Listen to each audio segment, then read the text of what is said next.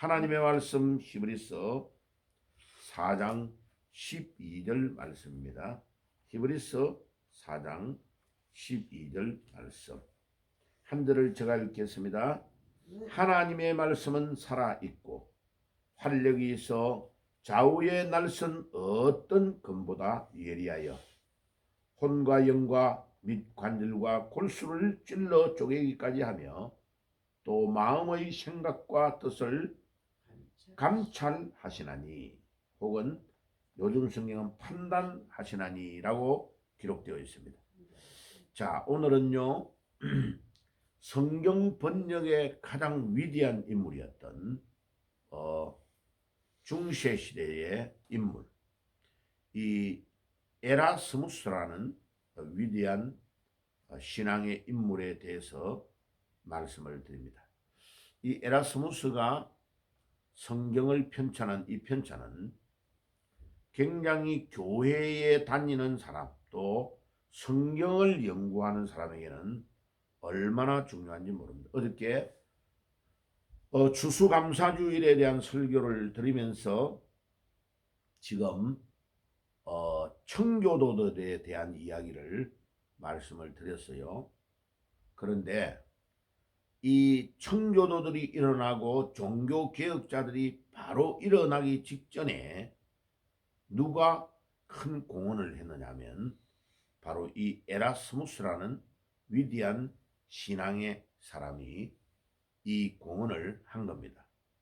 자, 중세 시대의 종교개혁은 정확하게 말하면요, 성경의 개혁 운동이라고 말할 수 있습니다.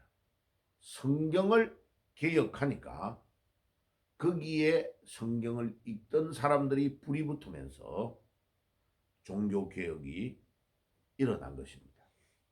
간단하게 말하면 1516년 AD 1516년에 이 에라스무스가 스위스에 있는 바젤이라는 곳에서 성경을 번역을 한 겁니다. 그 당시에는 천주교가 라틴어, 로마 언어로 번역한 이 불가타라는 성경이 주를 이루었습니다. 그래서 이 라틴어를 알지 못하는 일반 평민들은 성경을 읽지를 못하고 천주교의 사제들만 읽으면서 독점하면서 이 틀린 성경, 불가타 성경이요, 제롬이라는 사람이 동굴에서 기도하다가 번역을 한 건데 엄청나게 오류가 많습니다. 그래, 이 천주교에서 번역한 알렉산드리아 판을 중심으로 한 이 사본을 중심으로 한 성경이 팽배해가지고 이 천주교가 독점을 하면서 기독교를 이상한 방향으로 끌고 간 겁니다. 그러니까 사람들이 잘못 알고 천주교에서 기독교가 나왔다고 말하는데 틀린 말입니다. 우리 기독교는 천주교가 있기 전에 수천 년부터 하나님이 천지 만물을 창조하시고 아담과 하와를 창조하셔서 에덴 동산에서 살게 하시고, 그 다음에 아벨이라는 인물을 통하여 믿음의 계보를 있게 해가지고 아브라함을 부르시고 이삭과 야곱을 부르시고, 또 그의 아들 믿음을 통하여 이집트에서 믿음의 뿌리가 내려가서 이스라엘 민족이라는 한 민족을 모범적으로 세우게 했는데 이들이 말을 듣지 않는 거죠. 그죠? 이런 역사가 성경에 쭉 기록되어 그 다음에 광야의 교회를 통하여 믿음 생활을 하도록 해가지고 이스라엘 민족 가운데서 예수라는 인물을 탄생케 하시고 모범적으로 보여준 사례죠. 자, 그래가지고 그러면 이스라엘 민족만 하나님을 믿었느냐? 아니에요. 이방의 다른 민족들도 다 믿도록 하는 사역을 계속, 모세가 하나님의 율법을 받을 때에도 이방인들이 와서 참여할 수 있는 이방의 뜰들을 만들어서 보존하도록 하신 것을 보면 잘 알 수 있잖아요. 그러니까 기독교는 사실은 구약에서부터 쭉 이렇게 이어져 온 거예요. 천주교는 그 기독교에서 자기들이 로마를 중심으로 이상한 방향으로 나가가지고 뭐 교황권에 대한 것도 중세 시대를 오면서 만들어지는 거예요. 예. 제가 도표로 만들어줬죠. 기독교가 내려오는 데서 천주교가 이상한 방향으로 나간 거예요. 그러니까 종교개혁이라는 것은 뭐냐면 성경에 내려오던 신앙 그대로 원래대로를 돌아가자라는 운동이에요. 그러면 우리가 이 에라스무스가 왜 위대한 인물이냐 하면 이 천주교라는 이 괴물이 등장해가지고 잘못된 성경인 불가타라는 라틴어 성경을 가지고 틀리게 막 가르치니까 이 사람이 라틴어와 그리스어 이런 언어에 아주 박식한 네덜란드 출신의 학자였습니다. 그러니까 이 사람이 신앙의 양심으로 이거 잘못됐다. 그래가지고 그리스어로 1516년 스위스 바젤에서 성경을 편찬한 겁니다. 이 성경을 편찬할 때에 그리스어로만 해놓은 게 아니고 그리스어를 딱 번역을 해가지고 그 옆에 라틴어로 불가타 성경이 어떻게 잘못됐는가를 번역을 딱 해가지고 대조를 해준 겁니다. 이 성경이 놀라운 역사가 일어나게 된 겁니다. 이 성경을 급하게 인쇄업자가 인쇄소 주인이 빨리 만들어야 된다고 급하게 만들어가지고 1516년에 1판이 나왔지만은 이 에라스무스가 볼 때는 틀린 게 좀 많은 거죠. 이렇게 옛날에는 활자를 주어가지고 이렇게 꼽아가지고 이렇게 인쇄를 했잖아요. 그래서 2판, 3판, 5판까지 1635년에 5판이 나왔는데 5번 이렇게 찍어낼 때까지 성경을 아주 이렇게 노력을 해가지고 번역을 하게 된 겁니다. 자, 이게 엄청난 영향을 줘가지고 1516년에 나온 이 성경을 통해 가지고 영향을 받고 에라스무스가 두 번째 나온 성경을 편찬할 때에 이 독일에 있는 루터가 이 성경을 접하게 됩니다.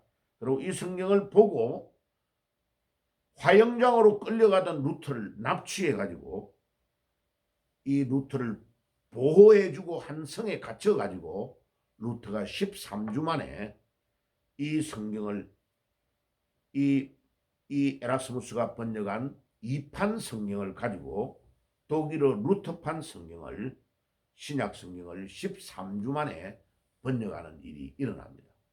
이게 엄청난 영향을 줘서 독일어를 할 줄 아는 사람들이 그것도 쉽게 일반 평민들이 읽을 수 있도록 독일어로 번역을 한 이 루터의 성경을 읽으면서 일파만파로 성경이 읽히게 되면서 일반 백성들 대중들이 깨어나게 된 겁니다.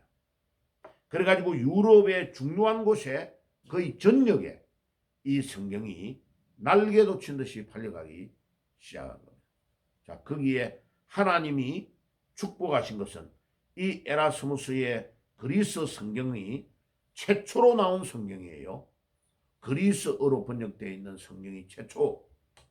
이 원어를 읽어보니까 천주교에서 하고 있는 이 불가타라는 성경이 얼마나 많이 틀렸는가를 알게 되고 그 소문이 계속 나가서 어마어마한 영향을 미쳐서 1517년 루터가 1년 후에 비텐베르그 성당의 95개 조항이 잘못되었다는 것을 딱 천명을 하면서 이 신앙의 불이 붙어서 종교개혁이 일어나게 된 겁니다.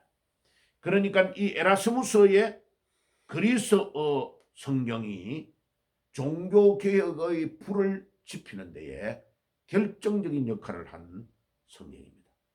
자, 제가 이 번역 성경을 왜 이렇게 강조하느냐 하면은 오늘날 우리 대한민국의 이 정치, 경제와 사회, 문화와 모든 상황이 지금 잘못되어 있는 이 상황에서 종교 개혁을 일으키려면 에라스무스가 번역하였던 이 성경이 소개되고 이 성경이 던져져야 우리 기독교에 불이 붙게 되고 이 나라를 개혁할 수 있다고 생각하기 때문에 제가 성경 번역을 준비해 오고 43년 동안 1983년부터 원어에 대한 것을 연구하면서 준비해 온 것을 발표를 하기 시작하는 겁니다. 제가 말씀을 드리는 핵심은 종교개혁을 일으키고 이 시대의 교회가 바로 새로워지고 우리 성도들이 새로워지고 우리 기독교인들이 또 목회자들이 새로워질 수 있는 길은 성경을 새롭게 번역하는 것으로 출발되어야 된다. 그래서 이 에라스무스가 주장한 제일 중요한 주장 중에 하나가 뭐냐 하면은 이 그리스 성경을 번역하면서 근본으로 돌아가야 된다. 근본으로 돌아가야 된다는 운동을 일으킨 이 놀라운 운동이 바로 에라스무스의 운동인 겁니다. 그래서 성경을 원래에 있는 바로된 성경을 회복하면 이 나라를 회복하고 세계를 회복할 수 있다. 그래서 지금 에라스무스를 오늘 아침에 소개하는 겁니다. 그래서 네덜란드의 위대한 신학자요 성경학자였던 에라스무스는 1446년에 태어나서 1536년에 세상을 떠났습니다. 그러니까 거의 한 70세 정도로 살았던 인물입니다. 옛날 인물로서는 오래 살았죠. 그죠?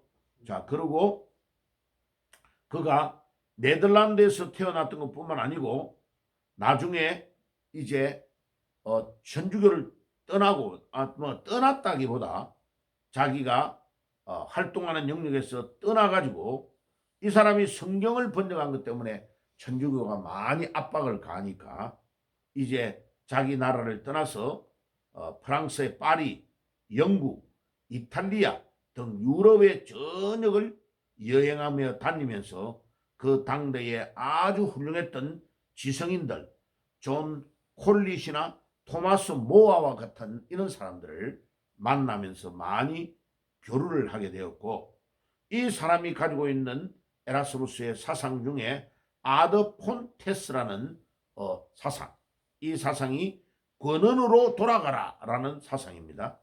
이게 엄청난 영향을 주게 되고 인문학에서 가지고 있었던 이 원칙을 신학에 적용해 가지고 이 하나님의 말씀 중심으로 돌아가는 운동, 라틴어로 말하면 솔라 스크립추라라고 하는데 이 말씀으로 돌아가자는 근원의 운동으로 돌아가는 이 운동이 시작되게 된 것입니다. 그러니까 하나님의 말씀에 있는 것이 아닌 것은 틀린 거다. 하나님의 말씀으로 돌아가야 된다 하는 이 신앙이 바로 에라스무스가 주창한 중요한 신앙 중에 하나인 것입니다.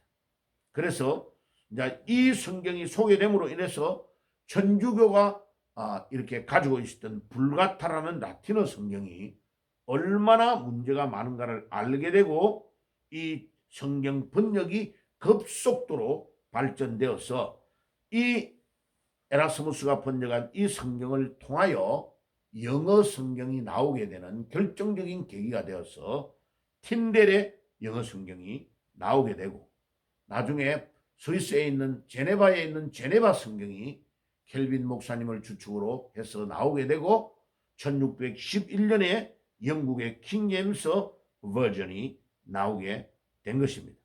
그래서 이 성경의 영향이 얼마나 컸는지 유럽 전역을 휩쓰는 놀라운 일이 되었고 종교개혁을 중세 시대에 일으키는 결정적인 이 영향을 한 기폭제의 역할, 그 기반을 제공한 것이 에라스무스의 성경입니다. 그래서 오늘도 우리가 가지고 있는 이 한글 성경은 에라스무스가 제공한 원전과는 다른 알렉산드리아의 천주교가 가지고 있었던 잘못된 성경에서 번역됐기 때문에 한글 성경을 에라스무스가 번역해서 계속 전달해 주었던 정통의 신앙의 성경을 이어받아야 된다. 그래서 제가 성경 번역을 출판해서 곧 내어놓으려고 하는 겁니다. 여러분들이 기도해 주시고 성경을 새로운 성경을 가지게 해 주옵소서.